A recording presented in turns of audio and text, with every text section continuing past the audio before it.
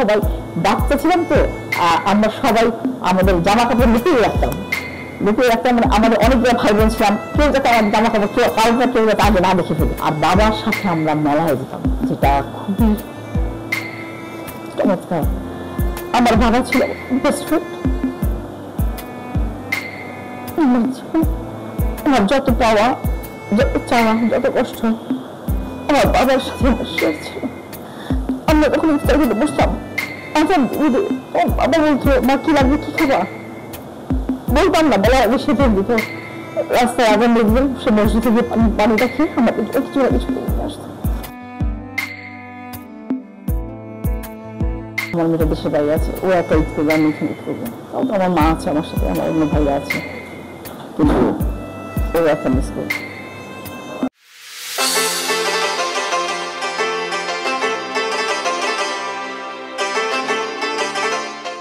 প্রিয় দর্শক, আসসালামু আলাইকুম। ফ্ল্যাশ টিভির পক্ষ থেকে সবাইকে জানাচ্ছি ঈদের শুভেচ্ছা। ঈদ মোবারক। ঈদ মানেই আনন্দ, ঈদ মানেই খুশি, ঈদ মানেই একে অপরের আনন্দ ভাগাভাগি করে নাও। আর এই আনন্দ ভাগাভাগি করার জন্য ফ্ল্যাশ টিভি ঈদ আয়োজন আমার ঈদ।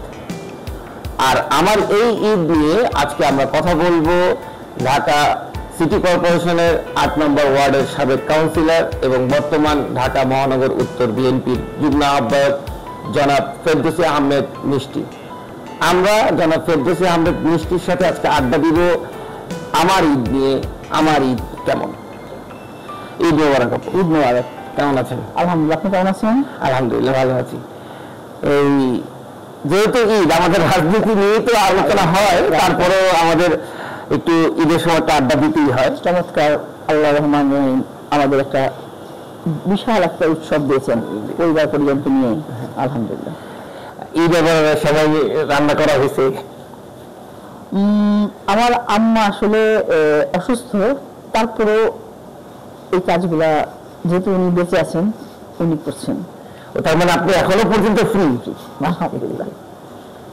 আমার আম্মা খুবই ভালো রান্না করতে পারেন, কিন্তু উনি খুবই অসুস্থ। আমরা না বলি কিন্তু শুনবে না। বয়স কত ওনার? তো অনেক বয়স, 78। এখনো রান্না করছে? রান্না করতে পারেন, খুবই চমৎকার ভাবে রান্না করে। তো আপনি জানতে চাচ্ছিলাম যে ছোটবেলা তো ঈদ আর এখনকার ঈদের মধ্যে কি পাচ্ছেন, কি আছে আর কি নেই?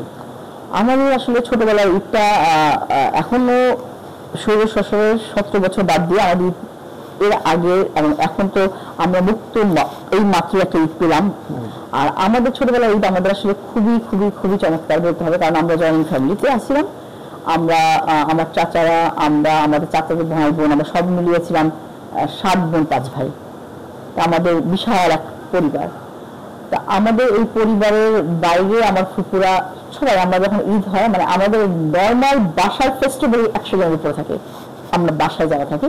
আমরা তো ইফতার পার্টি করতে গেলে বাসায় শুধু আমরা ফ্যামিলি মেম্বাররা 100-150 উপর হয়ে যায়। তো ছোটবেলায় ঈদটা প্রথমে যেটা হতো যে আমরা সবাই বাচ্চা ছিলাম তো আমরা সবাই আমাদের জামা কাপড় লুকিয়ে রাখতাম মানে আমাদের অনেকগুলো ভাই বোন ছিলাম, কেউ যাতে আমার জামা কাপড় কেউ যাতে আগে না দেখে ফেলে, পুরনো হয়ে যাবে। এবং আমরা ঈদের দিন প্রথমেই তার আগে কেউ রেডি হয়ে সবার সামনে দাঁড়াবো, তখন বাবা চাচাদের আগে সালাম করতে হবে, এবং সালাম করলে হবে সালামের ঈদ দিতে হবে, দিতেই হবে, কোনো বিকল্প নাই, সেটা যাতেই হোক। এই যে একটা আনন্দ আমাদের ভাই বোন, এবং আমরা সবসময় ঈদের পরবর্তীতে যেটা করতাম এবং এইবারে যেটা করছি সেটা হচ্ছে আমরা ঈদের পরে একটা ফেস্টিভ্যালে চলে যেতাম সব ভাই বোন মিলে একসাথে, কোথাও না কোথাও আমরা ঘুরতে যাচ্ছি। এইবার আমরা আলহামদুলিল্লাহ কক্সবাজারে ঘুরে আসবো। ঈদের সালামি কে বেশি দিত? বাবা, সবচেয়ে বেশি দিত আমার বাবা। তার বাবা দিয়েই ছাড় পেতো না, মাকে আলাদা দিতে হতো আর কি। মা বাবা দুজনকে আলাদা আলাদা দিতে হবে, প্রত্যেকটা ভাই বোনকেই দিতে হবে। আবার যদি কখনো মনে হতো যে এইটা সাফিসিয়েন্ট না, তারপর তো আবার চাওয়ার পালা আছে। আর বাবার সাথে আমরা মেলায় যেতাম, যেটা খুবই চমৎকার। আমাদের বাবা হাতে করে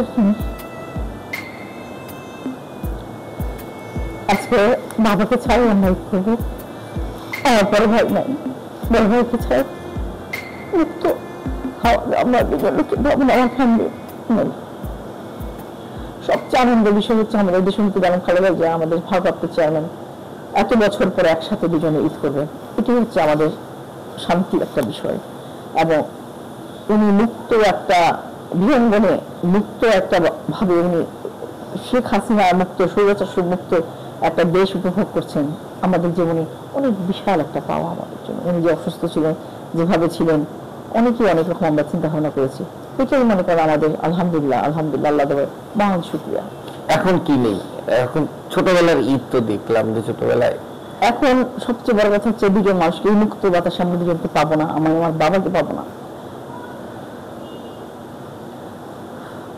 আমার বাবা ছিল বেস্ট ফ্রেন্ড।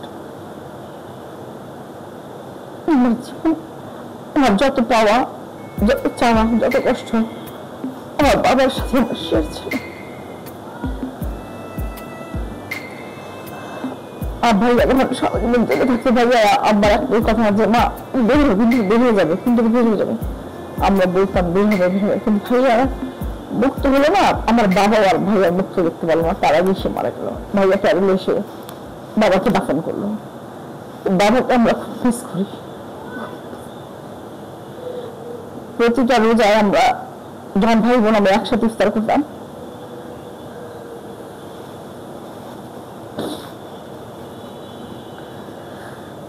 তখন আমাদের আজকে আমরা পার করলাম।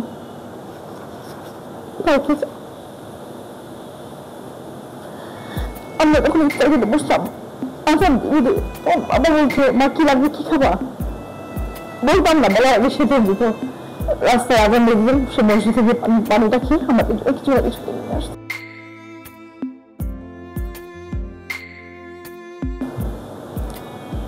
বড় ভাইয়া সবাইকে একেবারে ফ্যামিলি সব মেম্বারদের একটা অ্যামাউন্ট দিয়ে দিলেন আমাদের, যেটা তোমাদের জন্য, তোমরা কি করবা তোমাদের জন্য। ঈদ সালামি, এগুলো মিস করছি। এখন তো একজন মা, একজন রাজনীতি কর্মী, তো সেই জায়গা থেকে এখন এই ঈদের ব্যস্ততাটা এখন একটা মিস করবো। আমার মেয়েটা আমার সাথে নেই, আমার মেয়েটা দেশে বাইরে আছে, ও একটা ঈদ করবে, আমি এখানে ঈদ করবো। তাও তো আমার মা আছে আমার সাথে, আমার অন্য ভাইয়া আছে, কিন্তু ও একটা মিস করবো। যেখানে ভালো থাক, ভালো করুক, এই আর কি। ব্যস্ততাটা এখন কি আপনার? এখন আমরা আসলে এই যেহেতু আমরা পলিটিক্স করি, আপনারা জানেন যে রোজার মাসে আমাদের ইফতার পার্টি নেই। ইফতার পার্টিটা কিন্তু আমরা ব্যতিক্রম ভাবে করেছি। ব্যতিক্রম বলতে হচ্ছে আপনার, আমরা ইফতার পার্টি দলীয় কেন্দ্র লোকদের নিয়ে করি না। আমরা এক একটা এলাকাতে মহল্লাতে 7-8টা করে স্পট করেছি, পথযাত্রী যারা পথে আজান দিচ্ছে, পথে মাসব্যাপী ইফতার পার্টি, এটা আমরা করেছি। আর এটাকে আমরা নিজেরাই আনন্দিত হয়েছি এবং কিছু লোক উপকারিত হয়েছে। রাস্তাঘাটে তাদের ইফতারটা করতে পারে না, আমি দেখলাম। এবং অনেকেই মানে ভদ্র, আমরা ভাবি সবসময় যে নিজের লোক আসবে, কিন্তু না, ভদ্রলোক তো আসছে, কিন্তু যারা দেখা যায় আজানের টাইম মানে ইফতার আমি কোথায় খাবো, রাস্তা ইমার্জেন্সি একটা প্যাকেট আমরা নিয়ে নিই, এরকম হয়েছে। এই জিনিসটা আমরা খুব উৎফুল্লর সাথে করেছি এবং খুব এনজয় করেছি ব্যাপারটা। তো এখন এই ঈদের সময় রাজনৈতিক কোনো কার্যক্রম আমরা তো একটু জানি, আমরা মানে 17 তারিখ পর্যন্ত নিয়ে আমরা কর্মী সম্মেলন করলাম। তারপরে শুধু ইফতারি না, আমরা যে শুকনা খাবার, ঈদ উপলক্ষে অনেক শুকনা খাবার আমরা বিতরণ করেছি। যেহেতু একটা ঈদ প্রোগ্রাম আমাদের, আপনি যদি একজন রাজনৈতিক কর্মী, কিন্তু রাজনীতির কথা তো চলেই আসে, জানতে চাচ্ছিলাম যে 15 বছরে তো অনেকগুলো ঈদ কেটে গেল, 2025-এর ঈদটা কেমন যাচ্ছে বা কেমন যাবে?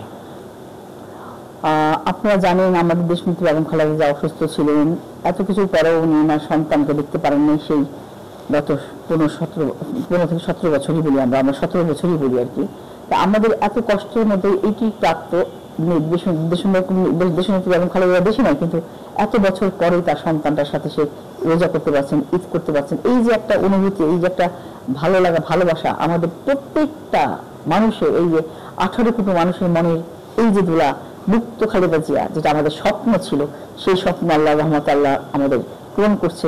এটা আল্লাহর দরবারে শুকরিয়া। দেখেন আমার ছোট বাচ্চা মাত্র এই 13 তারিখে ঈদ আমার কাছে থাকছে না, আমার কষ্ট লাগছে। তার 17টা বছর, তারা 17 বছর একটা ঈদও হয়নি, একটা ঈদও খালেদা জিয়ার সাথে তারেক রহমানের সাথে হয়নি।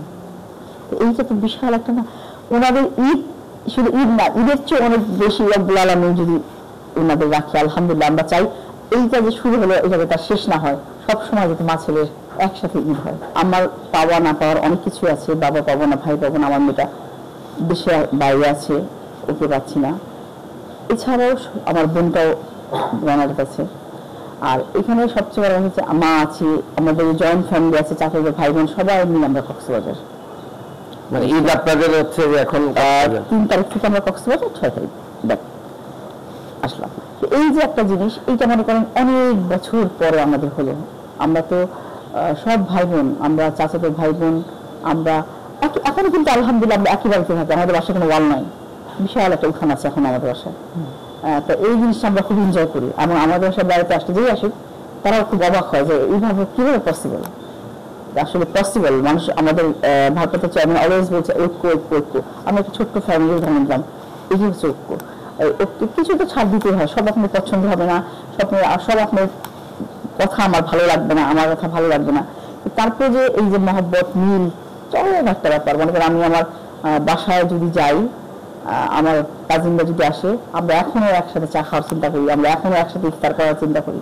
বিশাল, মানে এটা আপনি না দেখলে বুঝতে পারবেন না আসলে, মানে আমাদের ফ্যামিলিটা এখনো যে আলহামদুলিল্লাহ তোমার অবস্থা আছে। লাস্ট যে 15 বছর স্বাভাবিকভাবে কি ঈদ হয়েছিল না?